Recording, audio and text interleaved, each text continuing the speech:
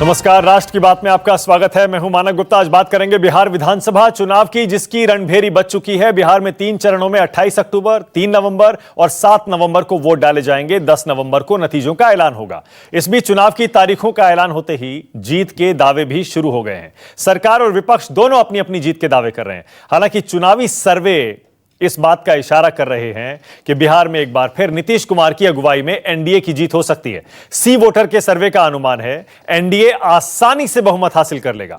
Vote प्रतिशत के मामले में भी एनडीए काफी आगे नजर आ रहा है। वहीं नीतीश कुमार सीएम पद की पहली पसंद भी बने हुए हैं। हालांकि उनके काम के प्रति नाराजगी जताने वालों की संख्या भी बढ़ी है। ऐसे में राष्ट्र की बात में आज का सवाल बड़ा सीधा है, अब की बार कौन जीतेगा बिहार?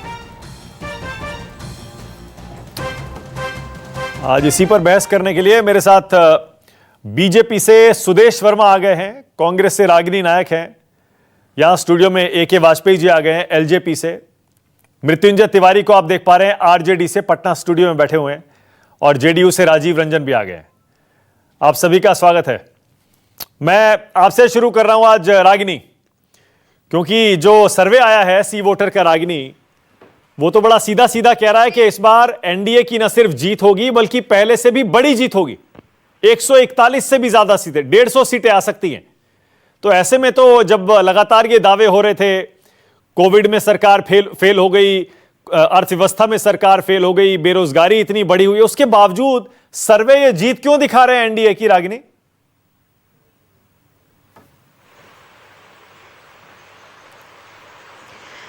मानक, कल जैसे ही चुनाव आयोग ने चुनावी बिगुल बिहार में बजाया तो मैं बहुत खुश हो गई। और जो पहली बात मेरे दिमाग में आई वो ये थी कि खाक नशीनों उठ बैठो, वो वक्त करीब आ पहुंचा है जब तख्त गिराए जाएंगे, जब ताज उछाले जाएंगे। आप सर्वे की बात कर रहे हैं। देखिए 7 करोड़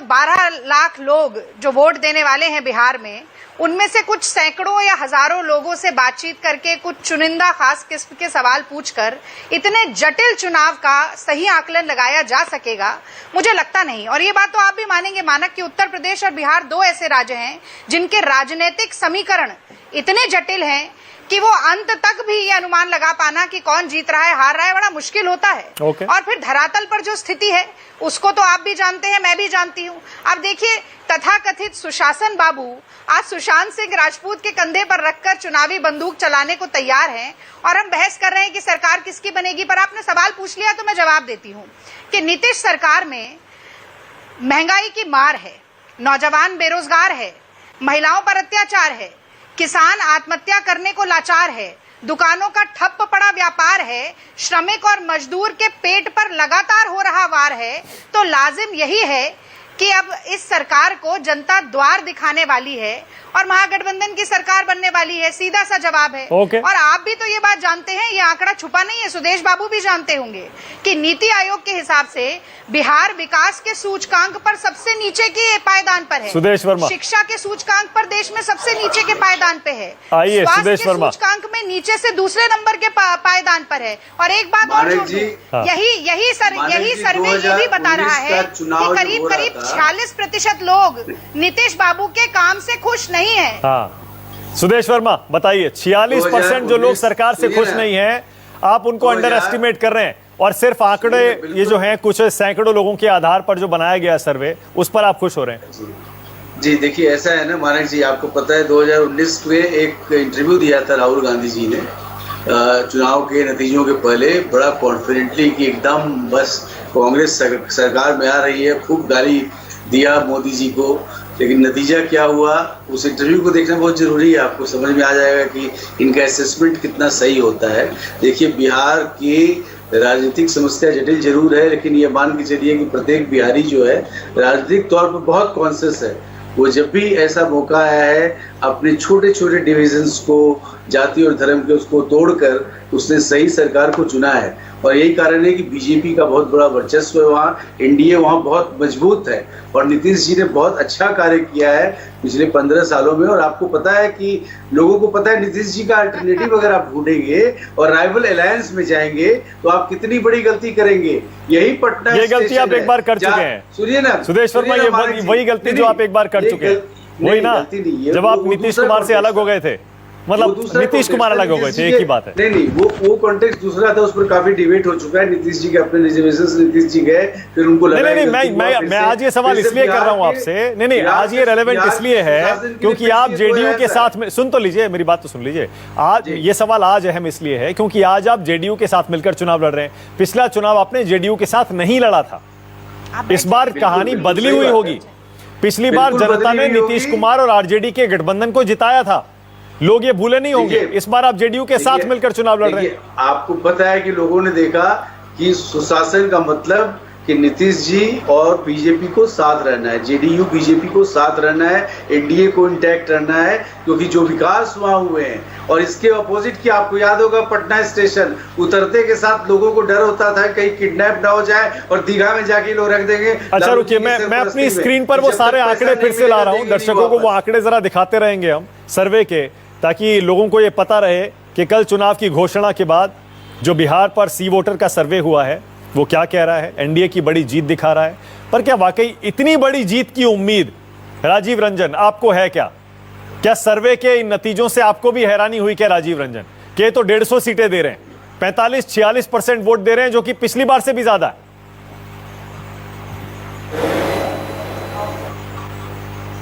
जनता जिस अलायंस के साथ होती है और जिस नेता को जनता आशीर्वाद देती है, उसको जीत से रोकना कभी भी संभव नहीं होता। और नीतीश कुमार जी ने बिहार में काम किया है, परस्पर विरोधी गठबंधनों की जब भी उन्होंने अगुवाई की, जनता ने उस गठबंधन को आंख मूंद करके अपना आशीर्वाद दिया, जिससे उनको ये भरोसा था कि उनका लाडला नेता इस गठबंधन के साथ रह करके जनता की समस्याओं का समाधान करेगा और विकास को, जो कुछ भी मिला है विकास के कार्यों को लेकर के, बिहार की जो पहचान आज राष्ट्रीय मानचित्र, मानक इस पर मुझे जवाब देना पड़ेगा, बराबर नीतीश कुमार जी को ही जाएगा। रागिनी जी, थोड़ा धैर्य पूर्वक, आपने काफी लच्छेदार लंबी बातें कही, अब मुझे भी कुछ बातें रख लेने। देखिए, एक बात मानक जी बिल्कुल साफ है, अभी आप रख लीजिए बातें, मैं तो मानक से अनुरोध कर रही हूँ और आपको बाकी प्रवक्ताओं को भी आप सुनेंगे। लेकिन जनता क्या चाहती है उसके अनुरूप गठबंधन के बाकी दल भी अपनी रणनीति बनाते हैं, और कौन नेता होगा ये लोकतंत्र बहुत आसानी से कोई किसी को नेता मानने के लिए तैयार नहीं होता है। जन भावनाओं के अनुरूप दलों को अपना नेता तय करना होता है, और इसीलिए जनता की पहली और आखिरी पसंद नीतीश कुमार। बिहार में कांग्रेस या राजद जैसी पार्टियों से चुनाव के बाद मातम कुर्सी जब करने का वक्त आएगा तब आप बात करेंगे, और वो कई कारण बताएंगे कि किस वजह से उन्हें इस दर्दनाक पराजय का सामना करना पड़ा है। लेकिन बिहार का जो विकास हुआ है वो अभूतपूर्व है, अद्वितीय। तभी तो 45% लोग राजीव रंजन अभी भी सरकार के काम से खुश नहीं है। महिलाओं का सशक्तिकरण, राजीव रंजन, राजीव जी सुनिए ना, बिहार में जिस तरह से तमाम विकास के जो पैमाने, राजीव रंजन जिन आंकड़ों में आपकी जीत दिख रही है, राजीव जी सुनिए ना, के जितने मानक थे उन सब पर मानक जी बिहार ने नीतीश कुमार जी के नेतृत्व। अच्छा, आप सुनते तो चलिए, अब सवाल भी सुन लीजिए थोड़ा सा। आक्रमण्यता और बिहार के प्रति उनके दोहरे मानदंडों के बावजूद जो कामयाबी हासिल की है उस पर जनता को। अच्छा राजीव रंजन, एक छोटा सा क्रॉस क्वेश्चन मेरा, मैं ये कह रहा हूं कि जिस सर्वे में आपकी जीत दिखाई जा रही है उसी में यह भी दिखाया जा रहा है 46% लोग आपकी सरकार के काम से खुश नहीं है। 46%। इसका मतलब मजबूरी है नीतीश कुमार जो काम करता है उसी से अपेक्षाएं भी होती है। नीतीश कुमार जी ने काम किया है और लोगों को लगता है कि और भी कुछ हम अच्छा कर सकते हैं, लेकिन आप अगर यही प्रश्न कांग्रेस के संबंध में पूछेंगे तो लोग बोलेंगे कि ये तो जैसी बैसाखी के सारे रहे हैं वो बैसाखी आज। अच्छा बोलिए रागिनी बोलिए, उसके बाद आ रहा हूं मृत्युंजय तिवारी और वाजपेयी। रागिनी बिहार, रागिनी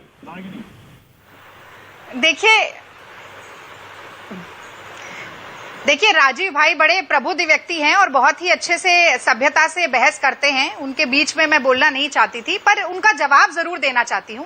आप देखिए, उन्होंने कहा कि जिस गठबंधन का नेतृत्व करते हैं नीतीश जी, जनता उनके उस गठबंधन के लिए आंख मूंद कर वोट दे देती है।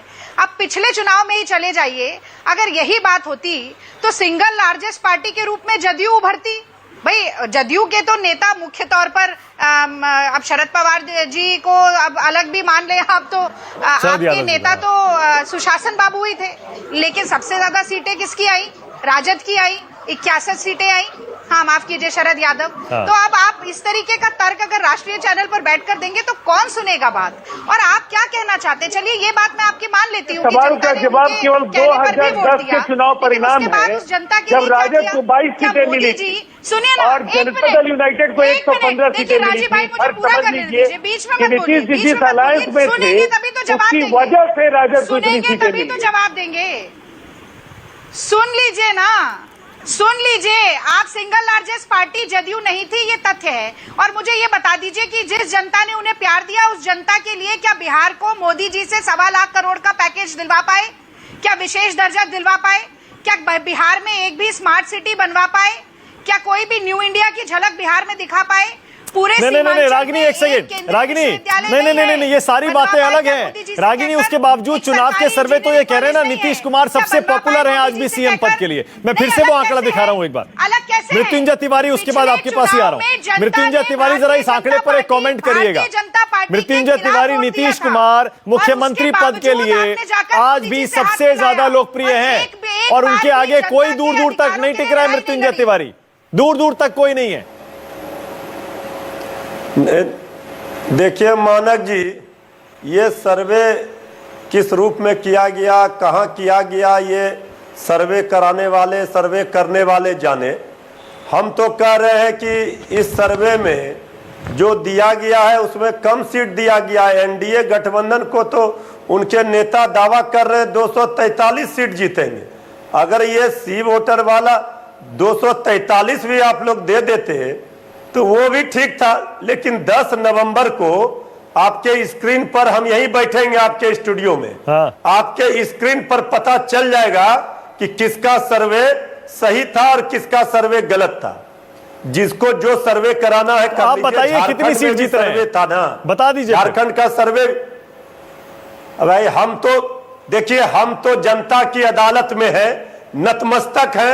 हमारे नेता ने स्पष्ट कर दिया है कि हम मुद्दे पर बात करेंगे कि क्यों बिहार बदहाल है, क्यों बिहार में बेरोजगारी की। नहीं, लेकिन देखिए ये जो आंकड़े हैं ना सर्वे के, अभी तो आंकड़े पर ही बात करनी पड़ेगी। मृत्युंजय तिवारी ये आंकड़े कह रहे हैं 45% लोग खुश नहीं है, उसके बावजूद मुख्यमंत्री वो नीतीश बाबू को ही बनाना चाहते हैं। 30% लोग कह रहे हैं नीतीश कुमार, 30%। ये तो और आपके तेजस्वी के लिए, तेजस्वी यादव के लिए मुश्किल से 9%, 10%, कोई टक्कर ही नहीं है। अब सुन तो लीजिए। हाँ, सुन तो लीजिए ना मानक जी, ऐसा है कि कोई भी सर्वे आप करवा लीजिए, 10 नवंबर तक सारा सर्वे आपके स्क्रीन पर एनडीए का ही जीत दिखाएगा, मुख्यमंत्री जी का ही चेहरा सबसे पॉपुलर दिखाएगा, ये हम लोग को पता है। लेकिन 10 नवंबर के शाम में हम आपसे बात करेंगे। और 2015 में भी आप लोगों ने दिखाया था कि नरेंद्र मोदी जी की सरकार बन रही है एनडीए की। लालू जी ने चैलेंज किया था, और क्या हो गया आपका सर्वे का, आप देख लीजिए 15 का सर्वे निकालकर। इसलिए देखिए, हम लोगों को ये सर्वे पर नहीं जाना है। बिहार की जनता तैयार है, तेजस्वी सरकार बनाएगी। ये बिहार की जनता का विश्वास। वाजपेयी जी, ये आंकड़े आपको ठीक लग रहे हैं वाजपेयी जी? 150 सीट आ रही है एनडीए की। बिल्कुल अच्छे लगेंगे, इससे ज्यादा आएंगे। लेकिन एक सर्वे का सवाल जहाँ होता है ना, सर्वे में जिसके पक्ष में होते हैं वो तो बड़ा खुश होता है, और जिसके पक्ष में नहीं होते वो कहता है ये काहे का सर्वे, ये कैसा सर्वे। तो सर्वे का जहां तक सवाल है उससे एक थोड़ा सा इनिशियल पता चलता है कि रुझान किस तरफ जा रहा है। तो अगर ये रुझान एनडीए के पक्ष में है तो एनडीए नहीं, और ऐसा वैसा ये तो 45% वोट शेयर हमारे हिसाब से कम है। ये 145 सीट नहीं है। कल हमारे बीजेपी के बैठे हुए कितना दावा कर रहे हैं? अरे वो 220 की सीट की बात है हम लोगों की। 220? यस, तो वही आप कह रहे हैं हमारे हिसाब से कम है। 220 सीट की बात कर रहे हैं हम लोग, 200 से ऊपर की। तो वो किस लिए कर रहे हैं, उसका कारण सुनो। अरे सुनिए ना तिवारी जी, उसका कारण सुनो। एक तरफ मोदी जी, अब क्या एक सेकंड यार सुनो ना भैया, पहले बताइए कहाँ लालू जी कहाँ है, पहले ये बताइए लालू जी कहाँ है? क्या सुनेंगे? अरे लालू जी कहाँ है? इसलिए चुप कर। लालू जी कहाँ, उसकी चिंता क्या करें? कि ये चिराग सर्वे के पासवान जी रिजल्ट कहाँ इसलिए है, आए ये ना हैं। बताइए। क्या है कारण है उसका, अभी रागिनी जी कह रहे हैं कि 1,25,000 करोड़ 1,25,000 करोड़ जो दिया, बिल्कुल दिया है और बिल्कुल उसमें काम हुआ है। 53,000 करोड़ की योजनाएं लागू हो गई। लागू मतलब जो जिनका काम खत्म हो गया, एग्जीक्यूट हो गई, बाकी की बाकायदा चल रही हैं। मोदी का काम, रामविलास पासवान जी का काम, और उसमें एडिशन कर लीजिए चिराग बाबू का view, vision, Bihar first, Bihari first, उसके बाद जो नीतीश जी का अभी ये बता रहे हैं जनता दल के राजीव रंजन जी, तो ये 3 चीजें जब ऐड होंगी तो उसका तो रिजल्ट यही है। आप तो मानते ही नहीं नीतीश जी को, आप कहां अरे से? भाई बीजेपी ने कह दिया तो बीजेपी जो कह देगी हमको हम मान रहे हैं, मतलब देखिए ऐसा है, बीजेपी के मान लिया कि नीतीश कुमार मुख्यमंत्री है, हमारे नेता कौन है? रामविलास पासवान, ओके। इतना बड़ा नाम, तो हम उनको मानेंगे या किसी और को मानेंगे? वही तो मुख्यमंत्री पर वही तो मृत्युंजय तिवारी कह रहे हैं, पासवान जी कहाँ है इस बार? पासवान जी थोड़े हैं। देखो भगवान उनको नहीं, कहने का मतलब चुनाव की लड़ाई में पासवान जी है नहीं ना इस बार। क्यों नहीं है? आपने कहा उनको, आपने तो चिराग को चेहरा बनाया है। चिराग, ये तो देखो कमांड तो दी जाती है, अब वो स्वस्थ वैसे नहीं है। हम तो सभी से भगवान से रोज दुआ करते हैं, आप लोग भी करें। हाँ, बोलिए सुदेश वर्मा। आ जाए तो देखिए बिहार में विकास तीनों तरफ से हो रहा है, और इसलिए ये सर्वे। सुदेश वर्मा बोलिए। मानक जी, हम लोगों को ये बात कभी नहीं भूलनी चाहिए जब हम रामविलास पासवान तेजस्वी यादव के हैट्रिक में तीनों क्लीन बोल्ड होइएगा। अच्छा एक सेकंड, हाँ बोलिए मृत्युंजय जी, एक सेकंड सुदेश जी, उसके बाद आ रहा हूँ। हाँ बोलिए मृत्युंजय तिवारी, क्या कह रहे हैं, कौन सा हैट्रिक? कहे मानक जी, हाँ कहे तेजस्वी यादव जी के 1 ओवर में हैट्रिक होगा, तीनों क्लीन बोल्ड होंगे। अच्छा, एक ही ओवर में तीनों को क्लीन बोल्ड कर दीजिएगा। कहीं बता दिया, मैं बताता हूँ। हाँ, तेजस्वी यादव जी के गुगली में तीनों क्लीन बोल्ड। जनता के सहारे जनता फील्डिंग कर रही है। ओके, जनता ने पिच तैयार कर दिया है तेजस्वी यादव। ओके सुदेश वर्मा बोलिए। मैं बताता हूँ, क्रिकेट फील्ड में तो ये फेल हो गए थे, पानी पिलाते रहते थे खाली, आपको पता ही है, और फील्ड से। अब देखते हैं राजनीति में कितना सक्सेसफुल होते हैं, लेकिन एक बात जान लीजिए, जब भी हम सुन तो लीजिए, मैं क्रिकेट का आपको याद क्या सुनेंगे? आप कह रहे क्रिकेट में कुछ नहीं कर रहे हो गए, और सुनिए, पता ही नहीं है रामविलास पासवान जी का नाम खेले लेते हैं हैं, एक बात हमेशा याद आप रखिएगा, क्रिकेट खेले हैं, ये बहुत आप तो फॉल मारते हैं, राजनीतिक कैरियर आप तो फॉल मारने वाले लोग है ना, राजनीति को पूरी जिंदगी दी है। रामविलास तो क्रिकेट ही नहीं आता है करके कतई नहीं आके, आप और जब सर्वे होता है, सर्वे तो चावल का दाना होता है, उस चावल के दाने को देखकर समझ गए तो ठीक, नहीं समझे तो चुनाव के नतीजों तक इंतजार करिए। इंडिपेंडेंट सर्वे जब भी होता है संजय जी, समाज में थोड़ा सा नतमस्तक करके लीजिए और अपनी करेक्शंस को अप्लाई करिए। आप हमें घेरिए, विकास पर घेरिए, कानून बताइए, आपको जवाब मिलेगा। आपने काम जा रहे हैं चुनाव में तो निश्चित ही हम अपने सक्सेस स्टोरीज को लेके जनता में जाएंगे। जनता के मस्तिष्क में नीतीश कुमार जी का नाम, नरेंद्र मोदी जी का नाम, रामविलास पासवान जी का नाम पूरा अंकित हो चुका है।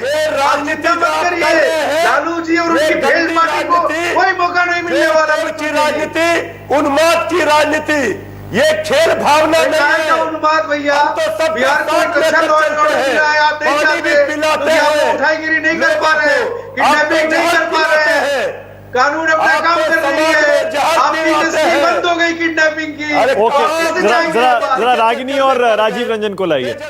रागिनी, आप कुछ कहना भी चाह रही थी, वो भी कहिएगा और इस पर भी जवाब दीजिएगा, कोई तो वजह होगी, आप मत मानिए। आप भी आरजेडी की तरह आप भी इस सर्वे को पूरी तरह से रिजेक्ट कर दीजिए, कोई बात नहीं, सबका हक रहता है जब तक नतीजा ना आ जाए। लेकिन कोई तो इशारा कर रहे होंगे ना सर्वे, रागिनी, कि नीतीश कुमार की पॉपुलैरिटी आज भी कायम है, उनके मुकाबले दूर दूर तक कोई नहीं है। मैं तो कह रहा हूं बीजेपी भी नहीं है, सुशील कुमार मोदी भी नहीं है, तेजस्वी यादव भी नहीं है, लालू यादव भी नहीं है, कोई नहीं है दूर दूर तक। शायद यही वजह होगी, मजबूरी होगी लोगों की कि वो जेडीयू को और बीजेपी को जिताएंगे। मानक देखिए आजकल आप जनता से एक ओपिनियन पोल के ऊपर भी अगर ओपिनियन ले लेंगे तो आपको पता चलेगा कि जनता की मंशा को दर्शाने के बजाय अक्सर ओपिनियन पोल जनता की राय को एक खास दिशा में ले जाने का काम करते हैं। तो ओपिनियन पोल का काम भी आजकल ओपिनियन मेकिंग हो गया है। इसीलिए आप जैसे लोग जब सार्थक विषयों पर बहस करते हैं तो वहां पर हमें तर्क और जमीनी सच्चाई रखनी पड़ती है। इसीलिए मानक, मैं लगातार ये कहूंगी, आप देखिए ये पहला सर्वे है, बहुत सारे सर्वे आएंगे। पिछली बार बिहार के सर्वे कितने गलत हुए थे आप बताइए। छत्तीसगढ़ का सर्वे, मध्य प्रदेश का सर्वे, राजस्थान का सर्वे कितना गलत हुआ था, साबित हुआ बताइए। और आज मुझे कहना पड़ेगा ये बात कि अगर देश में बेरोजगारी पर चर्चा है तो राष्ट्र की जो औसत है उससे दुगनी औसत बिहार की है। 47%, 6 करोड़ लोग बेरोजगार हैं, 5 लाख सरकारी पद खाली हैं। आप स्वास्थ्य और कोरोना की बात कर रहे हैं। देश में जहां पर औसतन 10 लाख लोगों पर 18,000 टेस्ट हुए हैं, बिहार में केवल 8,000 हुए हैं, जो कि सबसे कम है। सबसे कम अनुपात है लोगों की जनसंख्या और डॉक्टर्स के बीच में। आप शिक्षा की बात करें, जो बिहार ज्ञान और बुद्धि की खान माना जाता था, राजीव रंजन, आज टीचर और स्टूडेंट का रेशियो सबसे कम है। राजीव रंजन, शिक्षक और शिक्षक कर्मियों को बराबर की तनख्वाह नहीं दे पा रही है ये सरकार। आंकड़ों से आप लोगों को ज्यादा भ्रम में नहीं डाल सकते। महिलाओं की सुरक्षा चरम पर है। हम तो ये कहते हैं कि 1 लाख वोट देगी नीतीश कुमार को। किलोमीटर सड़कें बिहार में बनी, आज गांव-गांव बिजली पहुंची है, महिलाओं का सशक्तिकरण हुआ है। और जिस तरह से स्वास्थ्य और शिक्षा को लेकर के आप सवाल करें, लेकिन बिहार में जो इसके पहले आपने आजादी के 70-71 वर्षों में 50 वर्ष हुकूमत किए, बिहार को माल भाड़ा समानीकरण का जो आपका सौगात है, बिहार के भाग्य में जबरन आपने पिछड़ापन बंद करिए और बिहार के लिए पलायन आपने नियति बनाई। और आपके तुरंत बाद आप 15 साल का नहीं, रागिनी जी ये अच्छी बात नहीं है ना। आप लगातार बोलेंगे तो फिर नहीं हो पाएगा। 15 साल में बताइए आप। रागिनी सुन लीजिए, राजीव जी को वही बोल रहा हूँ, लेकिन राजीव को बोलने दीजिए। राजीव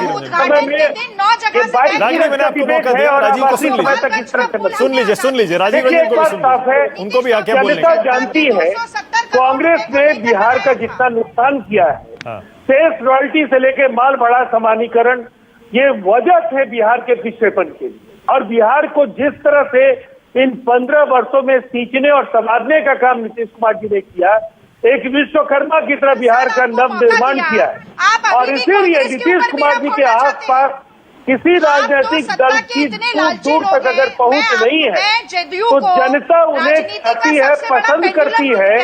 और बिहार में तो कांग्रेस के नेताओं को तो बात ही नहीं करनी चाहिए। दरअसल ना आपके पास नेता बचे हैं, ना आपके पास कार्यकर्ता बचे हैं।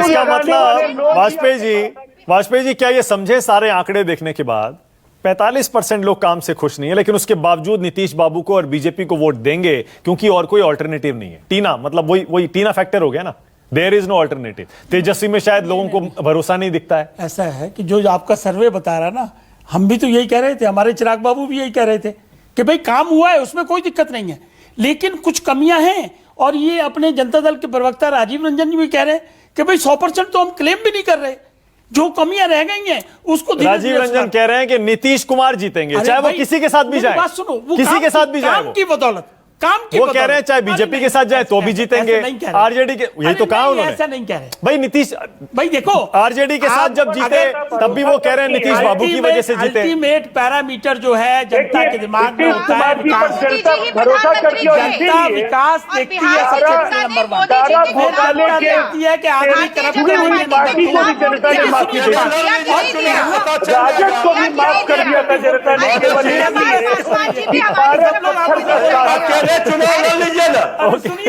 ओके जल्दी से मैं ये कह रहा हूं कि देखिए इस बार जनता जो सर्वे आपका रिजल्ट बता रहे हैं उसके फिर वही बात कहूंगा कि जनता विकास की तरफ जाती है। और दूसरा होता है कि करप्शन कम हुई कि नहीं हुई, और आगे विजन क्या है, मतलब तो विजन देने का काम हमने भी किया है। हम एडिशन कर रहे हैं, नीतीश बाबू को हम एडिशन करके दे रहे हैं कि भाई ये हमको मालूम पड़ा है, इसको भी ठीक करिए। तो यही हमारा काम। तो जैसे हमने कहा अभी तो एक सर्वे आया है, अभी तो चुनाव में बहुत वक्त बाकी है, अभी तो कई सर्वे भी आएंगे और हर दिन कुछ ना कुछ नई तस्वीर चुनाव की आपको जरूर दिखाई देगी और वो लेकर राष्ट्र की बात में हम आते रहेंगे। फिलहाल आज बहुत बहुत शुक्रिया सुदेश वर्मा, रागिनी नायक, मृत्युंजय तिवारी, राजीव रंजन, वाजपेयी जी। छोटा सा ब्रेक ले रहे हैं, देखते रहिए न्यूज़ 24। नमस्कार, मैं हूं मानक गुप्ता। अगर आपको हमारा ये वीडियो पसंद आया हो तो इसे लाइक और शेयर जरूर करें, और हां, हमें सब्सक्राइब और फॉलो करना ना भूलें ताकि आप देश और दुनिया की कोई खबर मिस ना करें। चाहे कोई ब्रेकिंग न्यूज हो या कोरोना वायरस से जुड़ी कोई भी अपडेट, पॉलिटिक्स हो या आपकी जेब से जुड़ी कोई खबर, इलेक्शन की कोई न्यूज हो, कोई कंट्रोवर्सी हो या फिर कोई वायरल वीडियो, सब कुछ मिलेगा न्यूज़ 24 पर। तो जुड़े रहिए हमारे साथ और देखते रहिए न्यूज़ 24।